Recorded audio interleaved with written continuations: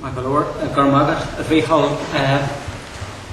is more an honour do, a ben Shana, August Boelam Makaj Buekas a Horch, Lemik Column, August and Kushta, a Cor, and a ben Shaw, an Acre, doing ye. Is my hand Tommy Shaw, a big John play, August Gisperat, a Mouse Shemif, Warrior, Erin Stahl Gockrish, Jaharvi. Gur anish tá beagnach trocha bliain cailteo an tam sin Támas sin alfa play anu leoan finúr tá siúil agam ach ag an am chéine tá an cidir mó agan a bhí ón ag an am sin Támas an seo go fáil agus farir but is farinne ach méimiis an dóan seo a bónaí Chin and pale. So it's my Tommy and play Shaw Yanu. It's Gahan suitable Shaw Yanu. So Possime a Hanch as Berler led were done anish. Thank you for inviting me here. I have to give my thanks to Michael Collum and his committee for putting this underway. And as Michael Collum has said, we are privileged because I'm just after speaking with Mary Ward, widow of Pat, and I remember Pat well. We were in Portlaoise together on one of the strikes that Pat was on. As I say, it's one of those things that friends, colleagues and very good comrades have been lost over the years, and that's the price we have paid. As I said at the outset there, Askiel, I think this is a very suitable time for us now to look at and discuss that particular period.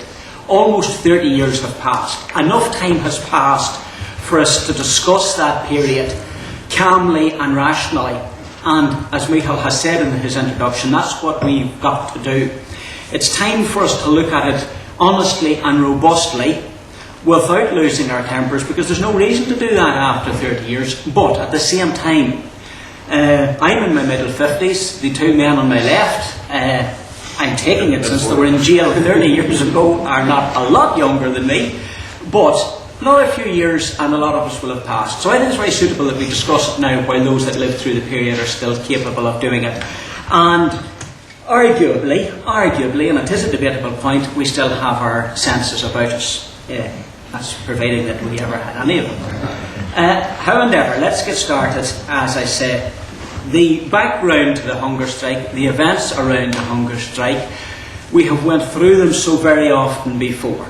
It was a crucial period in the development of our political struggle. In the 1970s, the British government, and I think it's always worthwhile keeping in mind that the British government that took these decisions to implement the criminalisation of the Irish struggle, in the words of Bobby Sands, who decided to turn 800 years of history into one long criminal enterprise, that it was a Labour government.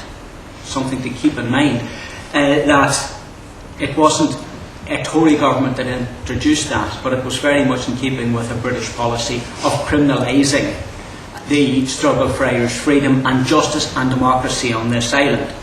They found that they had to do that and wished to do that in order to overturn and rebut the claim for democracy, freedom and justice on this island, and decided that the breaking point, the weakness and the Achilles heel of the Republican struggle would be their prisoners in jail, and launched their campaign of criminalisation. And as is so often the case with the British, they had several scenarios, several game plans, as you like, that we, the prisoners, could do A, B or C, and they would do A, B and C in return. We could accept criminalisation, fine. Then we had accepted their designation. We could resist, and by resisting they were going to trap us in a very difficult struggle, and one that we were going to have enormous difficulty with, and enormous difficulty winning that struggle. And that's exactly what happened. Knowing the depths of our struggle and the intensity of the struggle and the mountain we had to climb, our leadership in the jail from very early on, after the initial period when it was a question of getting people onto the protest. The first man to refuse to wear prison uniform was Kieran Nugent, the late Kieran Nugent. But as soon as there was sufficient men on the protest to begin the usual, typical progress of the Republican Army is to start to organise itself into its discipline structures, we started to set up the command structures within the prisoners on protest in the prison. And at that stage, the realisation dawned that that struggle was not going to be easily won, and therefore we were going to have to try every possible means before we would opt for the last and final option of a hunger strike. And that was why we ended up on a protracted, dirty protest. I won't try to gainsay Richard Raw, but I heard his interview yesterday evening on Highland Radio, and the anchor person was asking him why was this such a filthy, disgusting, dirty protest, and Richard rightly answered that we had no other option. Those were the tasks we were faced with, and the point always being that we tried every possible option to break out of that impasse before we resorted to the hunger strike. We resorted to the hunger strike. The first hunger strike, on which I participated in 1980, it lasted 53 days. The second hunger strike, the one that is so much better known, the one that was led off by Bobby Sands in 1981, began in March of 1981 and culminated in the death of 10 Republicans, 7 members of the Irish Republican Army and 3 members of the Irish National Liberation Army. Now, there are two things, and I don't, because we only have 10 or 15 minutes here to talk, I don't want to start to go through an agonising day-by-day account of what endurance on a hunger strike is or what we did. It's a very painful experience. Unfortunately, there are people here who are only too well aware of the impact that has on those who are on hunger strike. Suffice to say that it is one of the agonising and more agonising ways that one can meet with death. The body declines slowly, usually, and in the case of young, healthy adults, it is a long and protracted process. Some people survive a little longer, some people than others, and some people survive longer than others. But that's eventually the end comes. Now let's take a look at some of the issues that have been raised of late. Now, I think it has come the time where we can look at the broader picture and not just simply focus on the suffering or on the day-by-day decline of one's body, which we have talked about so often before. And there are aspects to the hunger strike which I think are worth looking at. They are worth putting out on the table, because I think where the value comes is that some of the tactics, some of the techniques and the practices employed by the British government, by the Irish government, by the US government at the time to deal with it remain relevant and pertinent to today. Because in very many ways, particularly when we're talking about the British system, the British government, that they do not have one plan on the shelf for Ireland. They do not have a set of experts dealing with Ireland that they never take out of the drawer again. The Thatcher government employed, in my opinion, broadly similar tactics on a very large number of occasions. And particularly I think we can see similar lessons emerging in the hunger strike and how they handled it, in the miners' strike and how they handled it, in the war with the Argentinians and how they handled it. Those, I think, are important. Now let's put it this way. There is, and I will raise this question, I'm not doing it for purely controversial reasons because I think it's necessary to look at it. It was briefly touched upon yesterday in the interview on Highland Radio between myself and the anchor person and Richard. And I'm not going to hide behind and pretend that I don't have some questions and difficulties with Richard's interpretation. It's one of the things that I take that is necessary for us to look at. Let me say it very, very quickly. At that time, the British government, in my clear opinion, was attempting to bring and draw, and I I see another former hunger striker coming through the door, and congratulations, Jerry Hodgson. He was acquitted yesterday of misdemeanours in the past. I'm not commenting. I have very little faith in British justice. What I'm saying, go back on that point. The fact is that the British government was attempting very successfully in many ways, to lure the Irish Republican Army into a position where it could devastate and break that army. It did the same to the miners, and it did the same to the Argentinians. They were treating that as an opportunity in Kitson's theory, which the British government employed for many years, the Brigadier General Kitson, a man who wrote Low Intensity Operations. His template for action and operations was used for many years by the British government.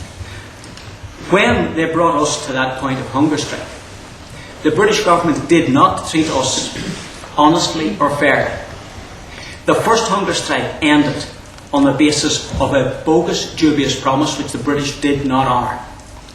When later on they had a 10-man on their deathbeds, what was happening in my view was that our battle for political status, the British were attempting to draw us into a situation where we either ended unconditionally, which was the demand that the British government put to their own officials in their terms of dealing not only with us, but dealing with Arthur Scargill and dealing with the Argentinians, because their determination was to draw someone in and smash them over a protracted period of time, and it was their objective to break and smash not only the people in prison, but the Irish Republican Army and the Irish Republican struggle in general. They were behaving at all times dishonourably, dishonestly and disingenuously. And why I say that is that when the British make an offer, when they made an offer, my view is that they did not intend at any stage to honour it. Had they wished to honour their offer, the British would have went ahead and done it. They had many ways of implementing that offer, because had they been determined to implement the offer, they would have simply leaked that offer. And let me say, had that offer been acceptable, had it been mutually tolerable, and had they been absolutely determined to bring the hunger strike to an end, what would have happened is that the British would have leaked that information. They would have leaked it to the SDLP, to the Catholic Church, to the Dublin government, and I can assure you at that stage the relatives of those in hunger strike would not have tolerated the ongoing hunger strike. Let me say that on one hand. And I am not saying this in any sense of nastiness or confrontation with Richard's interpretation. Having said that, there are other aspects that I do believe that we should look at in terms of what was happening. Looking at how the British viewed that hunger strike, how they viewed and used similar tactics during the period of the miners' strike, with their disingenuous treatment, with the high input from MI5, when they actually sent one of their own agents, Roger Windsor, to Libya, ostensibly to collect funds on behalf of the NUM, purely to discredit Scargill and the NUM. I think there is little doubt of the disingenuousness of how the British intelligence services will work. Having said that, the thing about it is that we must, I think, also consider is the handling of that strike by the IRA's authorities, by the Army Council of the IRA. I think it is worth looking at the, if you like, attitude of the IRA Army Council, which I would argue is this. Not that there was any desire on behalf of the Army Council of the IRA to take short-term advantage or disingenuous advantage of what was happening, but where I would say that we should look at that as time went by, and particularly towards the end and at the end of the hunger strike, there was an alarming lack of decision or decisiveness by our Army Council. That the decision to end the hunger strike should not have been taken out of the hands or allowed to go out of the hands of our Army Council. And I think that's something that we equally should reflect on. The indecisiveness of the Army Council of the IRA. Because the ending, and I'm saying these things, undoubtedly this will, if you like, it doesn't tie in with the received wisdom or the story that it is told. But to have put the blame on a priest, Father Fall, for ending the hunger strike is, in my opinion, simply a mistake. That we should have taken that decision to call it off. And I'm talking about we, the Republican Army, we the Army Council, which obviously I wasn't on, only for the fact that I was in jail at the time. But I think since the Irish Republican Army Council has supreme authority over the organisation within prison never did and never would disobey an order from the Army Council. It had entirely its own authority and could have called the hunger strike off. And I think that's a question that should also be posed and asked. There are certain questions that we should look at, questions that should be asked. I think those are some of them. I think they're worth debating, they're worth discussing. I think they potentially could be deemed as controversial, but I would suggest that it's along those lines that we look at the deviousness of the British. I mean, I suspect that most of us in this room don't have to be convinced about that. But it's not just to say the British are devious. It is to see the tactics they employ. How do they bring it about? How they will, effectively, in boxing language, how they will bring you onto the punch. The reason, and part of the reason, obviously, they wanted to confront the IRA. It was a lose-lose situation that they were trying to bring about. On one hand, we could walk away defeated. On the other hand, we could come out to fight. One of the key aspects of Kitson's theory, when he talks about the strength of the insurgent against the strength of the regular. The insurgent, he says, can pick his time and has the initiative. We, talking about the conventional army, we have manpower, firepower and funding. Our task is to bring the enemy, the insurgent, into a situation where we have the advantage. It's like a boxer, a heavyweight boxer getting a welterweight into a telephone box. The same theory applies, and the British believed that they could put us into one of the two positions, one or the other. Either we lost by standing down or we lost by being destroyed in combat. That was their effectively overall plan. As it turned out, due to the resilience not just of the prisoners but the resilience of their support base, it didn't work out quite like that for the British, but that's another story. And I'll wrap up now. And to go beyond that, as I say, and we'll have time hopefully after this to talk it over and discuss it.